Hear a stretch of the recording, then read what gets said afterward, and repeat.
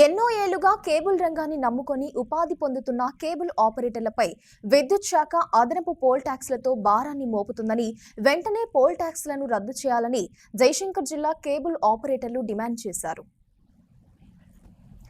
ఈ మేరకు జయశంకర్ జిల్లా కేంద్రంలోని Krishna colony Singareni mini function హాల్లో కేబుల్ ఆపరేటర్ల సమావేశం జరిగింది. కాగా ఈ కార్యక్రమానికి ఇండివిజువల్ ఎంఎస్ఓల సంఘం రాష్ట్ర అధ్యక్షులు, RB digital media network chairman Veshala Ramesh Babu ముఖ్య అతిథిగా హాజరయ్యారు. ఈ సందర్భంగా కేబుల్ ఆపరేటర్ల సమస్యలపై, అదేవిధంగా కేబుల్ ఆపరేటర్లకు ప్రధాన సమస్యగా మారిన పోల్ ట్యాక్స్ల రద్దుపై చర్చించారు. ప్రస్తుత పరిస్థితుల్లో internet, OTT, air fiber, social media, డిటిహెచ్లు తమకు పోటీగా ఏర్పడినా కూడా నిత్యం ప్రజలకు ప్రసారాలు అందిస్తున్నట్లు తెలిపారు.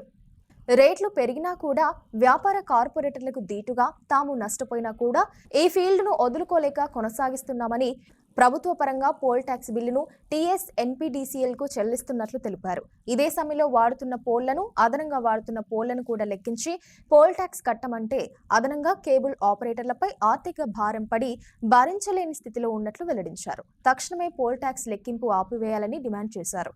కేబుల్ ఆపరేటర్లను కుటీర పరిశ్రమగా గుర్తించాలని, ప్రభుత్వం లోన్ల రూపంలో ప్రోత్సాహకాలు ఇవ్వాలన్నారు.